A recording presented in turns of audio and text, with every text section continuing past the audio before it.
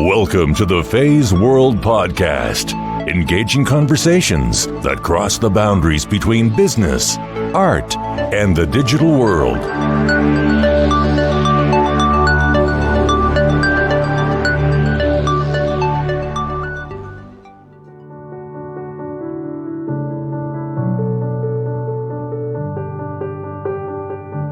A career is not something that you get to a point and you stay there, but it's something that you are constantly evolving and making as you go through it. And I find this to be a very comforting thought for, what is the future? You're not stuck somewhere. You can keep pushing yourself in new directions.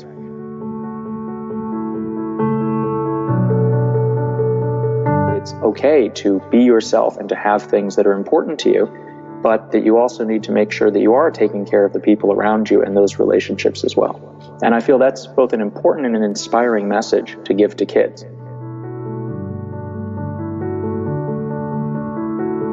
I fundamentally believe that teaching is the most important thing we do at the university. I spend my time in the classroom walking around and talking to the students while they're working on problems, while they're solving things, while they're trying to get stuff done. For me as a teacher, that is just enormously satisfying. A mentor of mine is fond of saying that life is a package deal, and this concept that you can have a work-life balance. Everything is a package. It's not more one or the other. It's deciding what is important to you and figuring out how to do it, because you do it once.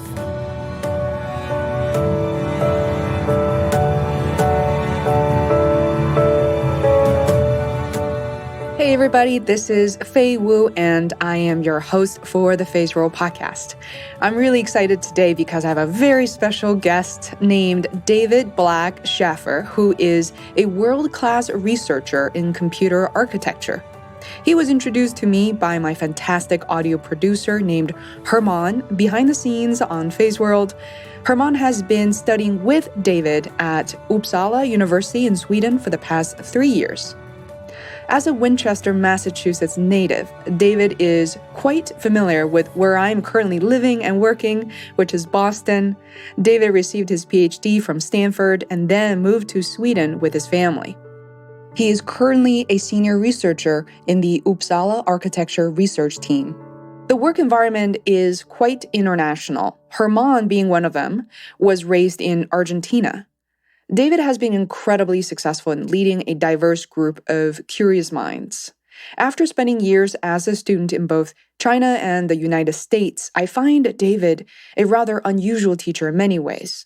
Recently, he started the Scalable Learning Project, a platform to flip the classroom, making teaching and learning interactive, not a one-way lecture. Students not only love it, they also perform much better. The experiment David designed is rather sophisticated, and he does an incredible job describing and explaining it in this episode. Here are just a few examples. David created at-home interactive video lectures where there are self-assessment quizzes integrated and students receive real-time feedback, correct or incorrect. They can even go as far as clicking a button to indicate that they were confused. These results help David modify his in-class lecture to directly address what the students are struggling with. And as a professor in computer science, David further elaborated on how these interactive video lectures could help subjects such as economics, arts, and history. David sees having the lectures online lets him be in the classroom with the students, and that is fun and rewarding for a teacher. Another technical area we delved into was David's research called Energy Efficient Computation for Future Challenges. How does energy efficiency impact your life? Well, if you have a smartphone and ever felt so frustrated with its limited battery life, you will want to know why this research project is crucial. Turns out energy efficiency is an even bigger problem to tackle in the fields such as medicine and computer science. Besides teaching, research, David is a father to 2 young children who are being raised in Sweden. David tells me about parenthood and a life as an American family living in Sweden. What were some of the important reasons for David to move his family to Europe? How has it impacted his work and relationship with his children? I hope you enjoyed this conversation. It's a rare opportunity, and I love how my path crossed with David's. This experience reminds me once again the purpose of Feisworld podcast as a home to celebrate the stories you may never hear of otherwise. Don't forget show notes, tools, and resources, including videos of David explaining the setup and impact behind flipping the classroom, as well as his research subject on feisworld.com. We hope you share the story with others. Perhaps you might want to refer similar stories, guests to us to consider in 2017. Without further ado, please welcome David Black-Schaffer to the Feisworld podcast.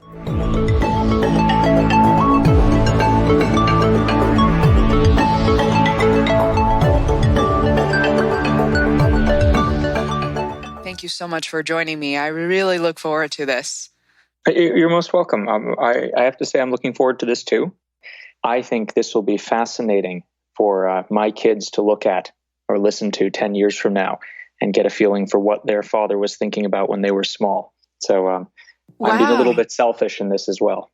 I love it. Thanks so much for bringing it up, because I think parenthood is such an interesting topic. I love children. I currently don't have children. I do plan to have them, and I hopefully I will become a great mom. But, surprisingly, this journey of being a podcaster has, basically led me to talk to so many interesting people and different ways of parenting. But the underlying theme has always been the same. And I have just tremendous respect of, people sometimes have to make difficult decisions and have to make their life decisions around their children and still, be able to achieve what they need to do. It's just so fascinating to me. It is. And a mentor of mine is fond of saying that life is a package deal. And this concept that you can have a work-life balance. No, everything is a package. It's not more one or the other. It's, deciding what is important to you and figuring out how to do it because you do it once. It is life. And it all comes together. And it is the big thing that people deal with. And so it's not at all surprising that this is a overriding theme, particularly if you're interviewing people in sort of the age group that I'm in, where small children are a large part of their lives. Mm-hmm. I notice, I have so many questions. I'm going to try to package them a little bit more, but I can't ignore the fact that, David, I'm currently in Boston, and this is where your roots are somewhat, or this is kind of where your beginning was. So tell me a little bit more about that. No, I grew up in Winchester, and so I grew up there all through middle school. And then in high school, I started going to Phillips Academy in Andover. And then after that, I went to college at Dartmouth up in New Hampshire. So I have the interesting position of having been in the Boston area right up until the time when I would have been old enough to sort of explore Boston on my own. And at that point, I went off to school at Andover. So while I grew up in the Boston area, I never really explored Boston as a kid. And all of my experiences in Boston have been afterwards as an adult. And except when I say Boston, where I do think you can detect a slight accent. People, when they hear me, are very surprised that I grew up in the Boston area, and I don't have a strong accent from that. That's fascinating, because I certainly heard about this. I'm not originally from here, but the people I work with tend not to have an accent in advertising and agencies. But the moment I get into some of those suburban areas, I immediately, Marlborough and Braintree, I start hearing these accents left and right. I had a friend of mine in college who had a very strong Boston accent. And I think he was one of the first people in his family to go to college, and he came from sort of a working class suburb. And if you move to the suburbs where everybody's moving into the Boston area from somewhere else, I don't think you see the accent as much. Yeah, I certainly noticed that, and especially as an immigrant myself. And that sort of observation here in Boston is quite intriguing. You mentioned Mass General Hospital. That's incredible, because it's a place that I find myself traveling through over and over again. So in this case, I assume your parents were, or perhaps still are, doctors? Yes, both my parents were doctors. My father's parents were both doctors, including my grandmother. And my mother's parents, her father was a doctor and her mother was a nurse. So I come from a long line of physicians, and as a result, had no interest whatsoever myself in going into medicine. The other thing that has been quite interesting to me and has influenced me a lot is that I grew up in a household where both parents had serious careers. And it was very regular for one or the other of them to be off. They weren't coming home for dinner tonight because they had a meeting at work. And this was just the way parents were. And as I got older, I saw also how my parents managed to evolve their careers over time. They went from changed specialties or moved from doing purely practicing medicine to being involved in medicine policy at the local level or the national level, or being involved in working on their organization and things like that. And that has really shown me that a career is not something that you get to a point and you stay there, but it's something that you are constantly evolving and making as you go through it. And I find this to be a very comforting thought for, what is the future? You're not stuck somewhere. You can keep pushing yourself in new directions. Mm-hmm. I am taking notes as I'm thinking how many people are absolutely going to enjoy this episode, because I know several people whose parents are also doctors. I guess it's not too big of a surprise living in the Boston area, having MGH and all the hospitals on Longwood Avenue. And I know precisely that none of those children decided to pursue even a degree in medicine. Needless to say that they were thinking about medicine as a career, much due to the fact that of their childhood and how that was perceived. And I think the Harvard hospitals are particularly vicious in this regard, and Harvard in general, that there is just this assumption that your career is your life, and that they want the best, most dedicated people possible. And that takes a certain sort of person with a certain commitment. And if you're growing up as a child and you see that, you see that there's a lot of time put into that. And I actually find this to be, in some sense, very comforting, because I consider that I had a fantastic childhood. And when I see my wife and I regularly being out traveling or out for dinners and things like that, and I see my children experiencing this, oh yeah, mommy's not home for dinner tonight, she has a meeting, or daddy's off on a trip, he has a meeting, he's not home, sending this message to them that their parents have their own lives, have their careers, that these are important to them. And that, as I said before, that life is a package deal, that their parents are not going to give up everything because they have kids, that the kids are important, but the parents also have other things outside of the family that's important.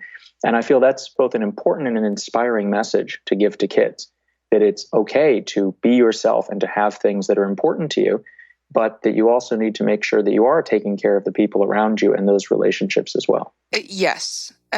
This message resonated with me on a new level, just watching my own mom, at this point of my life, and it has been for the past really 15 years, I did not have an adult in my life. Traveling here to kind of being an independent student and really like a boarding student at the age of 16 until now in my early 30s.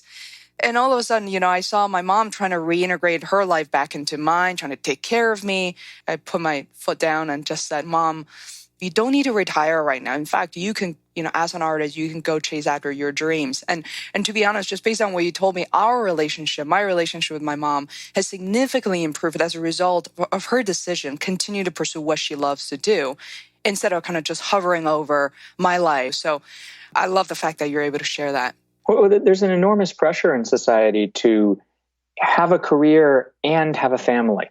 This is where this whole concept of work-life balance comes from. And historically, this has been solved by the man having the career and the woman having the family. And that's not good, in my opinion. I mean, I think that it's very good to see that both parents can do things. But as a society, we haven't really adjusted to this idea that it's not one or the other anymore, that you have to sacrifice both. And it is politically incorrect to say, oh, I'm going to sacrifice how much time I spend with my kids because I want to work on my career. That is, something people react to very negatively. And I have noticed a significant difference in this regard between the United States and living here in Sweden. And the most obvious form of this was that when we lived in the US, there was sort of a competition among parents to see who could pick up their kid as late as possible as daycare without being past closing time. And, that was really the goal, to get in every last minute of work. And here in Sweden, it's exactly the opposite. Here, everybody's competing to see who can pick up their kid earliest. Can I, get my kid 2 hours before daycare closes? Or can I have, grandma come and pick up the kid a few days a week so they're there only until lunch?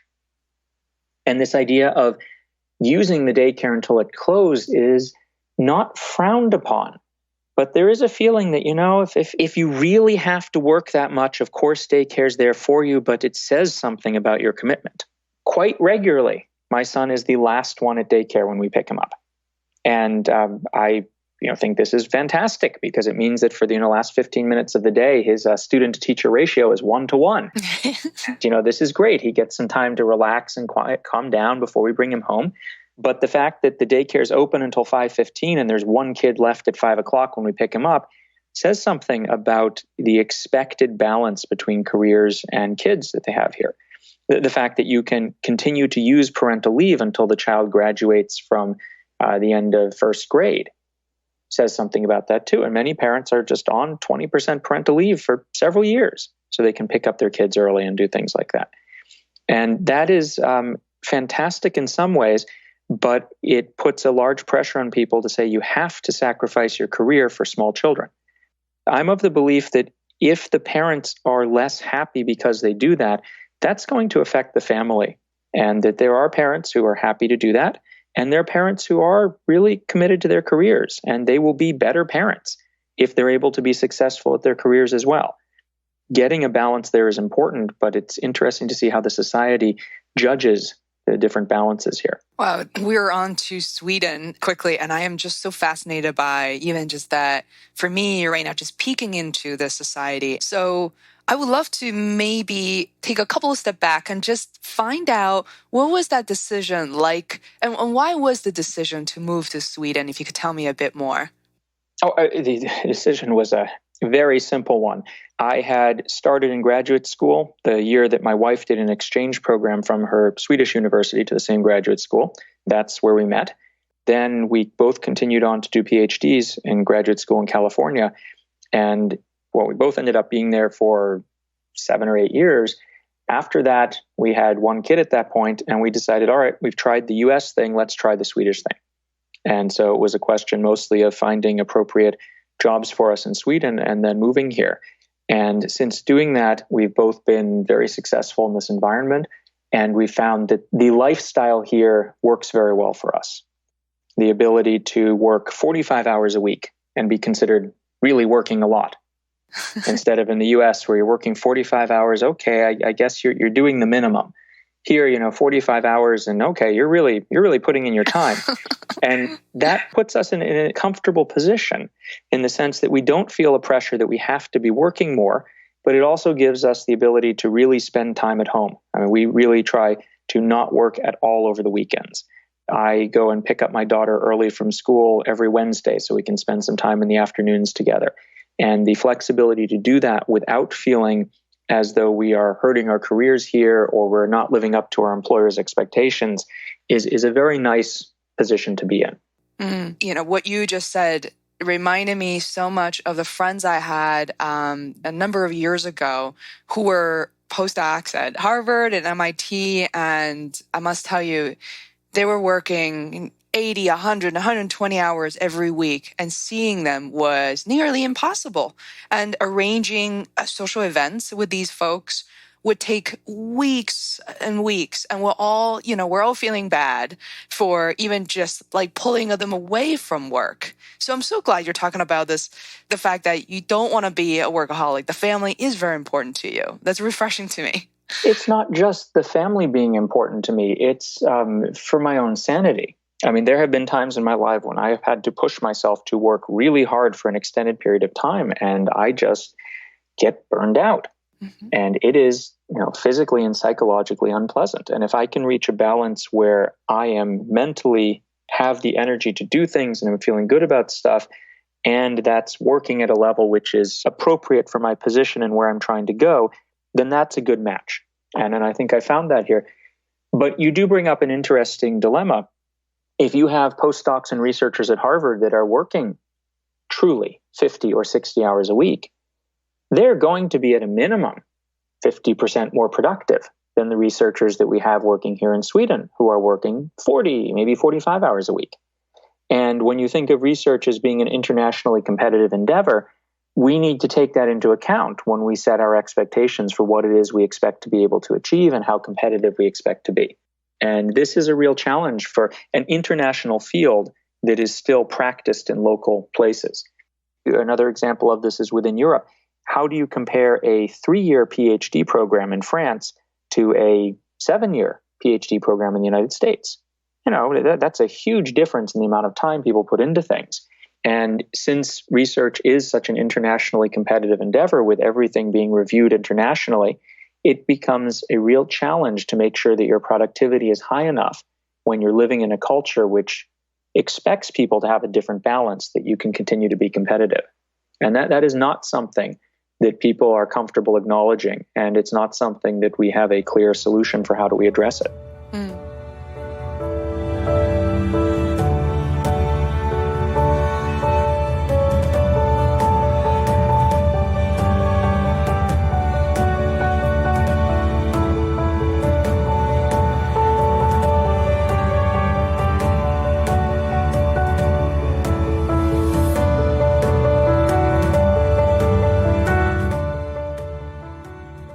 Measurement, I should looked it up, which is, I believe Google actually calculates based on the citation and the papers that you produce. I believe is something around anywhere between 0 to, I believe, the score of 20. I was reading this book by Cal Newport, the book called Deep Work. So he was talking about that precisely, and how much work and paper you need to publish in order for that score to go up, which is oftentimes used to measure how successful you are as a researcher. So does that ring a bell? Is there such measurement in Sweden, or some sort of system? There's an interesting issue. People measure what they can measure, and bibliometrics, this idea that we're going to evaluate people based on how they're doing in the library, how they're doing in publishing, is a very common thing because it's so easy to measure compared to what is the actual quality of your research. Now, these statistics have historically been very crude, just the total number of publications. And that encouraged people to publish in really lousy places because it was easier to get publications.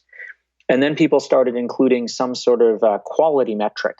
How much impact does a publication have? And we'll weight your publications by the impact. So now there's more incentive to publish in good places, but still the incentive is to publish a lot. And we haven't yet gotten to the point where we can actually infer what the quality of publications is. And I'm sure we'll get there. I mean, there's no reason to believe that with Google having all this information, they won't be able to go through and determine which publications it were that led to which new fields being developed, and then mark those publications and those people as being more impressive. And when we do that, then we'll be able to truly use bibliometrics to do a good measurement. But right now, there's a huge amount of emphasis on that because that's what we can measure, and it's very hard to evaluate things otherwise. Where this becomes most apparent to me is actually not in research, because in research, we sort of know how the game is played. We know what the metrics are that people use and what they're looking for. It's if you look at the university's role of doing research and teaching. We don't have any metrics for teaching. There's nothing that's obvious to measure, and so as a result, we don't really measure anything. And the fact that we have something we can measure in research means that people kind of know what they're supposed to do to get ahead in research. But the fact that we don't have anything to measure in teaching, well, there's not much incentive for people to try new things or work harder if there's no measurement that's going to show they're doing a better job. And so we have a real challenge here that because we measure these things in research, we put a lot of incentive on people to get ahead with research. And because we don't measure anything in teaching, there's no feeling that improving teaching will count somewhere. Whereas I know that every publication I do, that will count. This is very thought-provoking, David, I must say. I'm so glad you're bringing this up because there's so many people I interview, including 2 doctors from MGH, and one of them being a woman who loves mentoring other, basically students or future doctors. But then oftentimes she's not given any credit or even time or support or resources to do that. But she feels obligated because those doctors will be client-facing or patient-facing, and they must hone in on the skills that she thought it was crucial. And right here, as I'm studying more about you in the past few days, the area and actually what you called flipping the classroom, it's just a wonderful approach for any teachers, classrooms and subject. And I really want to kind of chat a bit more about that. And I must say that the fact that you're giving yourself a standard and therefore something that in many cases measured against, I think that's a lot of courage too. What I can say that's really good about, I think, humanity in general is we have lots of people who do really care. And our world works not because we have all the right incentives in place, but because most people are decent people who care. And if you look at the university level in teaching, there are a lot of really good teachers who put in the time to do it, just as this person who mentors you mentioned, not because they get any credit for it officially, but because they feel it's an important thing to do. And there are people trying all sorts of neat things. The work that I've been doing with the flipped classroom falls into that category. And this isn't because there's any official credit for it. It's because I fundamentally believe that teaching is the most important thing we do at the university. And this is difficult for me because I also understand that research is the most important thing for my career. At the university level, teaching is important, but once you've done enough teaching, you check that box. But research is something that continually, the more you do, the more grants you can get, the more research you can do. It's something that throughout your career, you need to be constantly improving. And I also have to say, from a purely selfish point of view, I love teaching. I really enjoy being in the classroom. I enjoy helping people and seeing them succeed. And my own journey through different teaching approaches began basically when I started teaching, and I got all the positive feedback you could imagine, course reviews, students being enthusiastic in class, and then everybody did really badly on the exam. And I wondered what was going on here, because I was getting all the positive feedback that I was doing a great job, but people just weren't learning the material. And I ran into some research which basically said, in a disturbingly authoritative sense, that lecturing doesn't teach, and that people learn things by working on them, by being active, by struggling through the material. And since then, there have been a bunch of studies which have made it abundantly clear that if we actually want people to learn things, we can't lecture to them. We have to get them involved and working with the materials. Or active teaching is the essence of this. And so I wanted to switch to doing that myself in my classroom. And I wanted to take the approach of taking my lectures and putting them online as videos. But I knew that asking people to watch lectures on YouTube is difficult. It's incredibly boring just watching a lecture on YouTube. And if you have a lot of them, trying to make sure everybody watches them is difficult. And there just wasn't a good way to make this work at this point. And so I got together with some colleagues of mine, and we built a system that allows us to make interactive videos. So we can basically put quizzes into the videos so students can interact with the material, and we can check their progress, and they can ask questions, and we can give them feedback. And this has allowed us to build up a system which really helps integrate students preparing before class with what you do in the classroom. So if students ask a question online while they're watching the video, the teacher can then go through and review all of those questions before class, send answers to the students, and also select questions to bring up in the classroom. And so when I go into my classroom, I know exactly what the questions were that students had on the material the night before. And I've chosen the most interesting of those questions. And when I start off my class, I show the questions right up on the board along with the exact point in the video where they ask the questions.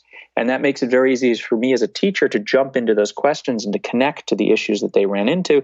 And it's also a lot of fun because I know there's a student in the classroom there who asked the question. These are all anonymous, so I don't know who the student was.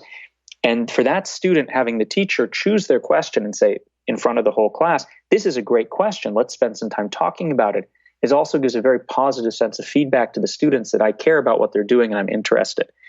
For me, this has led to an enormously more satisfying teaching experience because I spend my time in the classroom walking around and talking to the students while they're working on problems, while they're solving things, while they're trying to get stuff done.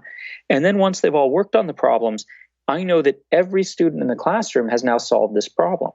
So when I want to discuss it and go through the answer, I can call on anyone I want. So I don't usually ask people who wants to answer a question. I just pick someone. And I just walk through the classroom from the front to the back, picking on the next group for every question because I know everybody's been working on it. And that is something which, if you try to do it in a regular classroom, would be somewhat difficult.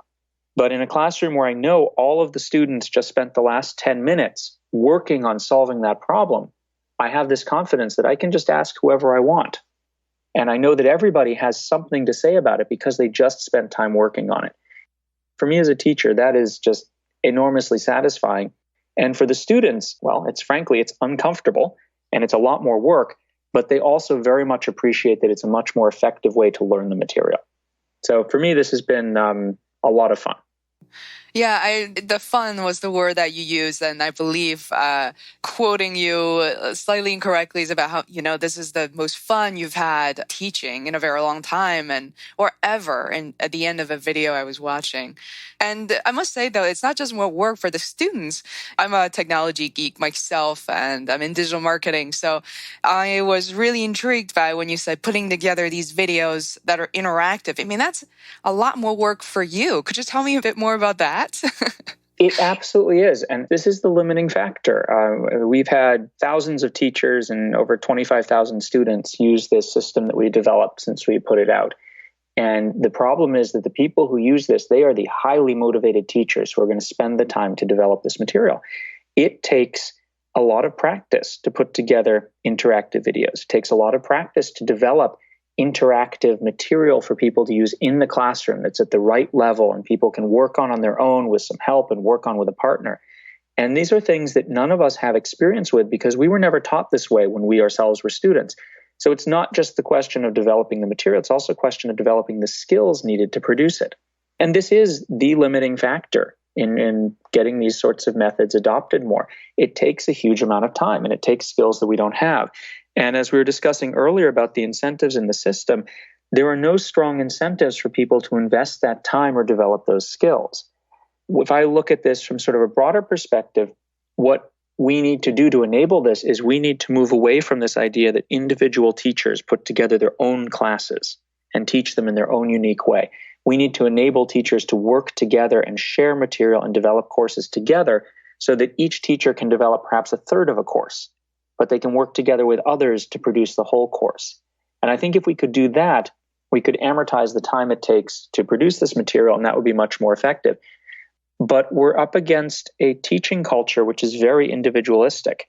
Teachers really want to teach their own stuff and put it together their own specific way and put their own spin on it. And moving away from that to the point where you're going to develop good material for part of the course, but you're going to use other people's good material for another part of the course, that's uncomfortable for a lot of teachers. And it's going to take some time before we get to the point where teachers are comfortable saying, all right, this part of the course, you're going to be using material that somebody else developed. And we're going to use it because I know it's good material. Because as you do say, it takes an enormous amount of time and effort to develop this sort of material. There's a lot of value in it from the teaching point of view. But unless we have the incentives to do that, it's very hard for most teachers to spend that time. I really like where you're going with this because I think it's much easier to say than done. And in some areas, not to generalize, a collaboration may be challenging, let's just say. But I think in most cases, collaboration is beautiful. I think that the fact that what you mentioned about teachers and collaboration, and I think about working in marketing and advertising, and there's just so much competition. There's so much insecurities and that surface, among people. And that's just really unfortunate. I think that what you're describing, if we can take a few steps towards that direction, this world will be a better place. I agree with you that all of that is there. From the academic point of view, the biggest thing I see is not even that, it's just the overhead of collaboration. To have a productive collaboration requires a significant amount of overhead in organization. It requires developing a significant amount of trust, which takes time and experience. And all of those things are a significant investment. And if you can produce a course which is, fine, without making that investment, there has to be a pretty strong incentive in place for you to invest in that level of teamwork before you can get the benefits of it. You're absolutely right that, getting credit and people wanting to, be the one listed on there is part of the issue. But my impression is that when it comes to developing teaching material, we are so far from running into that problem that I'm far more concerned about how do we incentivize people to invest in working together first. If we get to the point where so many people are working together that they're fighting over who gets credit, I'll be happy with that outcome. Yeah, absolutely. I think this we're kind of tapping into organizational behavior as well. And for me, this is very helpful information because I tend to be the person who says, okay, that this part of the system is broken, but then I don't really take a step back and say that why aren't people participating? Or maybe there's a different set of issues involved. And a recent example would be the collaboration even among producers like myself in marketing marketing and advertising was simply missing. That we were all out there, even on different projects, but we typically face the same problems, and we come from very different backgrounds, ages. In some cases, I have more experience than my peers. So why don't we just come together? But that's actually right there. Sometimes that stops people from coming because they feel like they could use that hour or two to be more productive, kind of solving problems independently. But I'm pulling them away from that to say, let the 8 or 9 of us come together, because some of the problems in terms of themes might repeat themselves. But there's also a question of incentives here. If you look at the academic world, those incentives exist with research. You're going to be evaluated by international peers. If you're not using the most recent methods and techniques and working on the right problems, they're not going to evaluate you positively. But when you look at teaching is a relatively protected endeavor in the university. You're not going to be evaluated by other people in any significant way, and your benefits from improving and the incentives are really not there. And getting people without those incentives to go and do things is extremely hard. It's the benefits over a sort of normal level of teaching aren't there. So they have to commit that time because they believe in this personally, and they're willing to invest in it because they are good people, rather than because the system is pushing them in that direction. What are some of the hypothetical solutions or sort of measurements or incentives that could benefit both teachers and students in that case? The most important thing is to not let the best be the enemy of the good. There is no perfect measurement of teaching quality. And to worry about using something because it's not perfect is a very common excuse for using nothing. There are plenty of things which are known to work poorly. For example, there was a very neat study which looked at the question, how was your course overall? And they found a strong correlation between that and what year students were in, what grade they were getting, and what the weather was the day they were asked. So that's not a very good question to use to judge teaching by. But there have been a whole range of questions which have been found to be fairly indicative of whether teaching is good. There are other simple things to ask, like what sort of teaching techniques are used? If you find that teachers are using a range of techniques which will activate students and get them involved in working with the material, that's a very good sign. If you find teachers are primarily using passive techniques such as reading and lecturing, that's an indication that the education isn't being very good. And these things are very simple to measure, but the problem is you don't just need to measure them, you need to make this data available to everyone who's involved. Teachers need to know that students are going to be looking at their data, so they feel some pressure to do a good job so it looks good. Students need to be able to go look at the data for courses to decide if it's worth their time taking courses. And administrators need to be able to look across the university to figure out where are the areas that we can improve and where are the areas that are doing well that we can learn from. Switching to an idea where we should collect this data and we should make it available is a very uncomfortable thing. And I think this is particularly uncomfortable in Sweden, where we don't like to point out people who are better or worse. Everybody should be good. Nobody should be really excellent and nobody should be really bad. And it's very uncomfortable if we do collect that data and it turns out that some people are far better or some people are far worse. That is a very difficult thing to deal with in the culture that I'm in at the moment. And this isn't hard to do. It's just, again, it's a cultural question.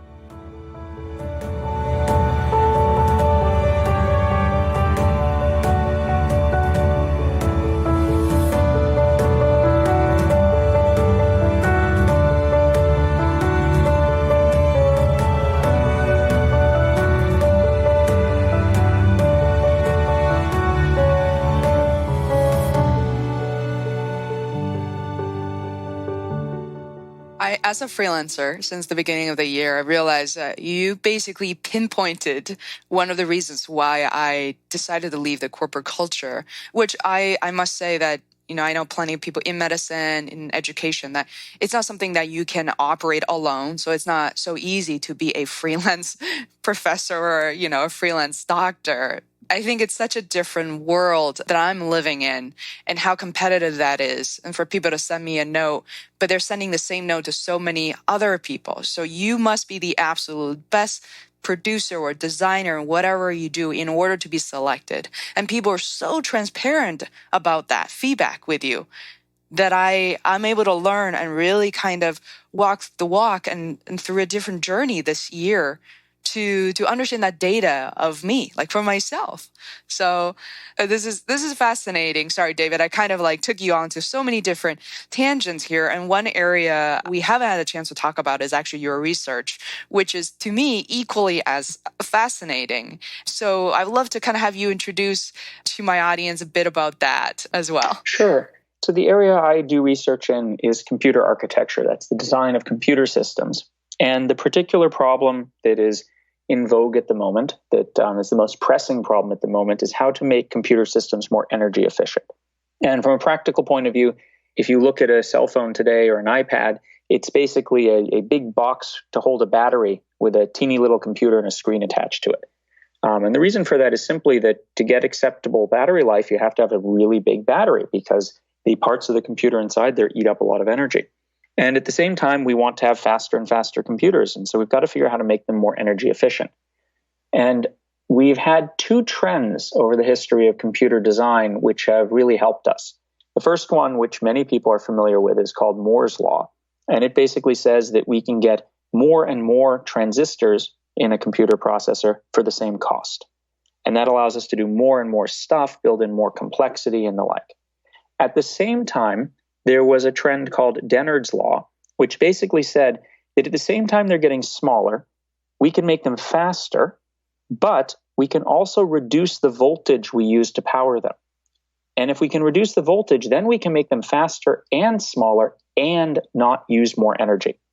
So basically, for the same size battery, every year you just got things faster and faster. Or for the same size box on your desktop or the same size server in a server room, you could get faster and faster without needing more energy, more heat, or more cooling. Unfortunately, in about 2003, 2004, the transistors got small enough where that stopped being the case. We could make them smaller, we could run them faster, but if we reduced the voltage, they stopped working. And this was known as the end of Dennard's scaling. And it basically said that, yeah, you can have faster computers every year, but they're going to use more and more energy and generate more and more heat. And the problem with that is that most of us aren't happy having larger and larger batteries on our phones every year. So what this meant is that we've had a transition in the design of computer systems to focusing not on raw performance, but focusing on how efficiently you can do computations. And the first part of this trend was the switch from faster and faster processors to having more and more of them. So everybody buys a laptop with 2 cores in it or 4 cores in it because they couldn't make one core that was twice as fast. So Intel's brilliant marketing department decided they'd sell you 2 cores that were the same speed as before. And of course, 2 was better than 1, so everybody would buy it.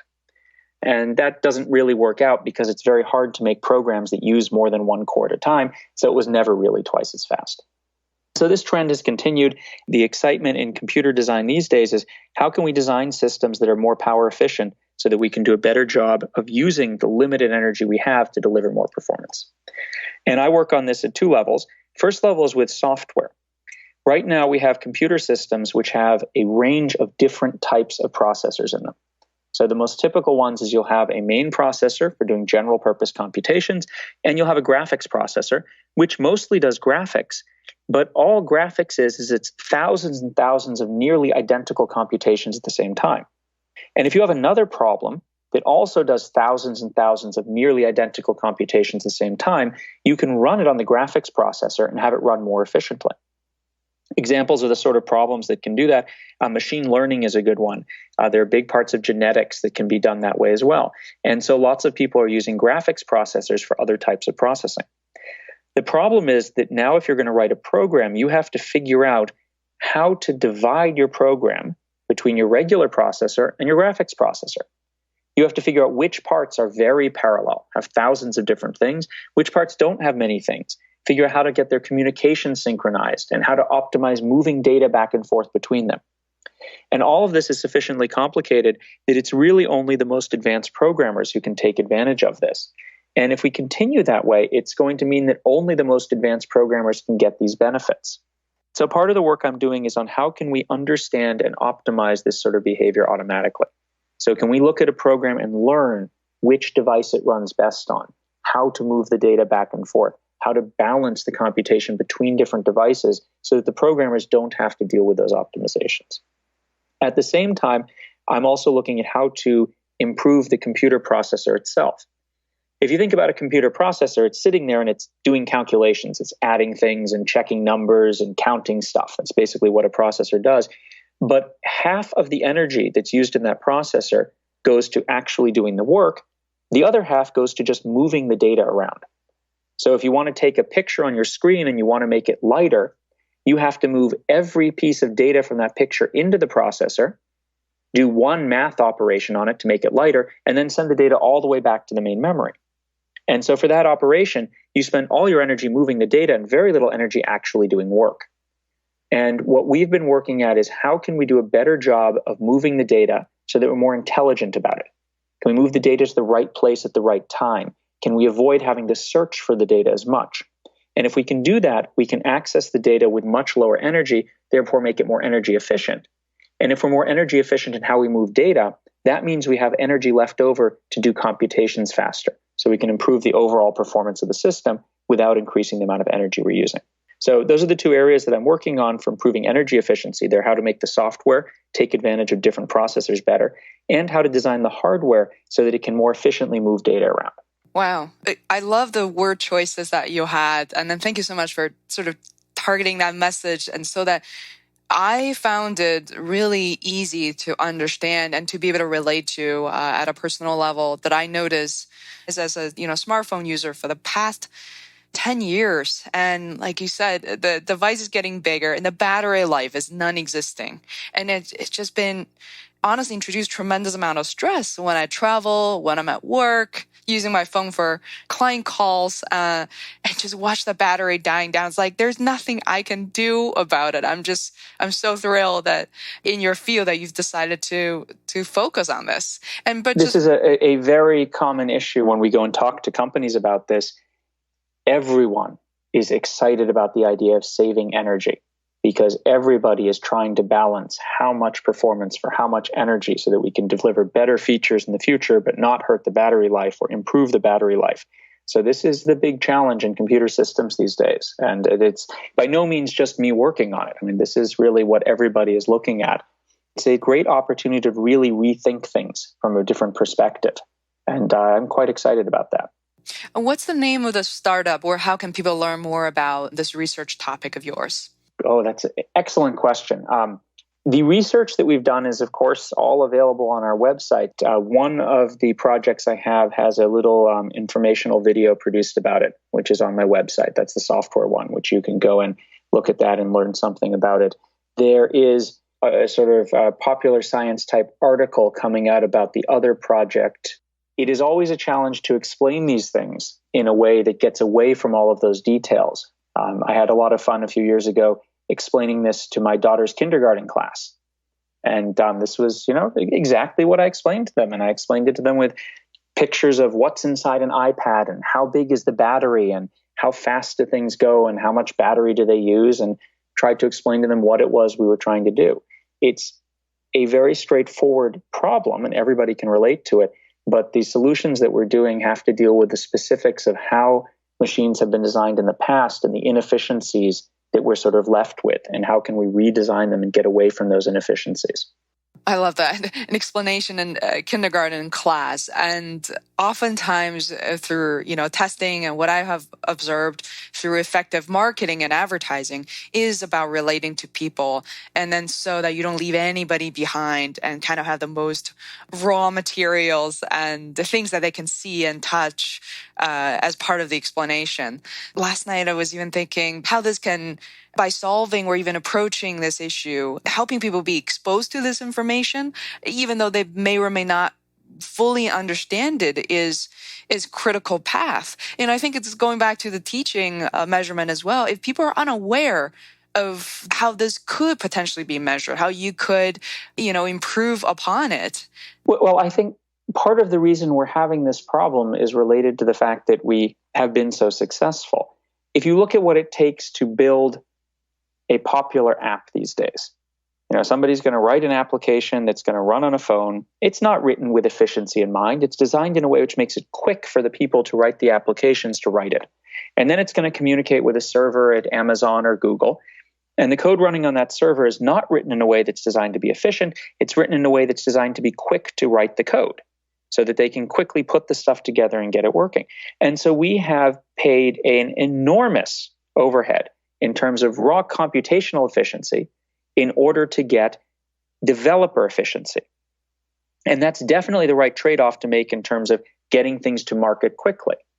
But now that we've done this, if we also want better battery life on our phone, well, now we got to go back to the people who made those apps and say, hey, you guys need to rewrite these using different tools in order to make them more efficient. Or we have to come up with sort of meta tools which can take the stuff that they're writing and make it more efficient. And there has been an enormous amount of work on this. My favorite example is if you look at an iPhone and Apple's web browser.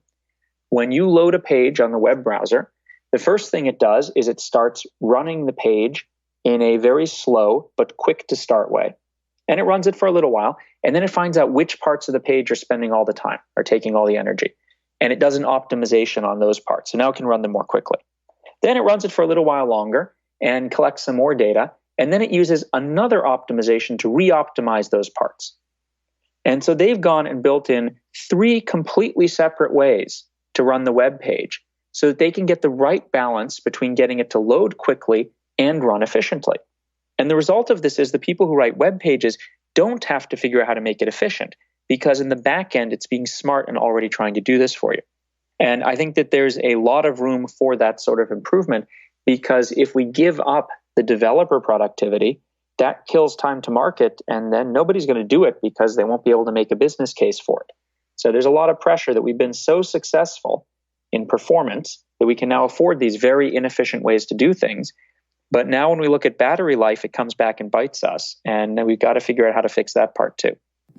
I think that the raw computational efficiency should be built in as a measurement, perhaps submitting an app. Well, it is. It is. So if you have a Mac laptop and you click on the battery icon in your menu bar, you'll get a list of programs running on your computer that are using a lot of energy.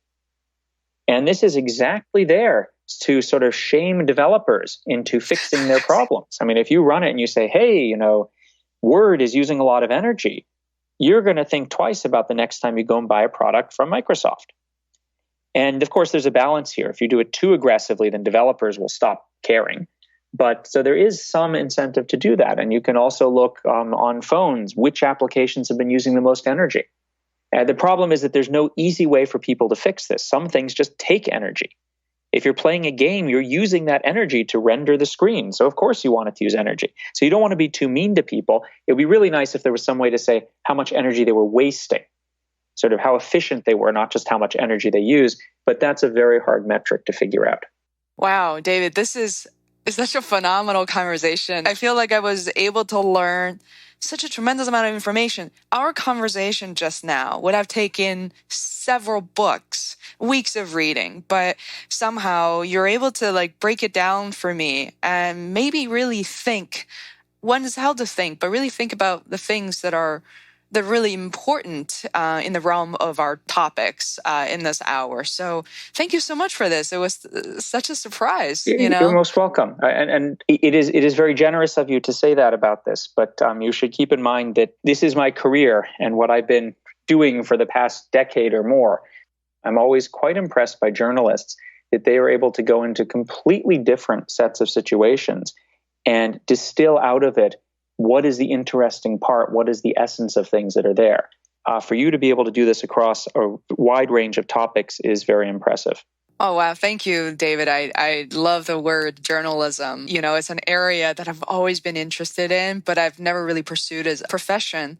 But I gain selfishly, I have such tremendous joy in speaking with my guests and learning more about what they do and really trying to build awareness around that, because when I interviewed Krista Tippett, which I absolutely adore so dearly from NPR and Now, she said that we're obligated to do this because we have a platform. And people like yourself, David, that you've devoted, so much of your time, your career into building this, and you're really busy doing that. You don't have time to do what I do. So I'm so glad I'm able to offer this to you. Well, thank you very much. This was a pleasure to discuss, and I think these issues are exciting and important, and I'm glad to discuss them. Awesome. Thank you, David. All right. Thank you very much.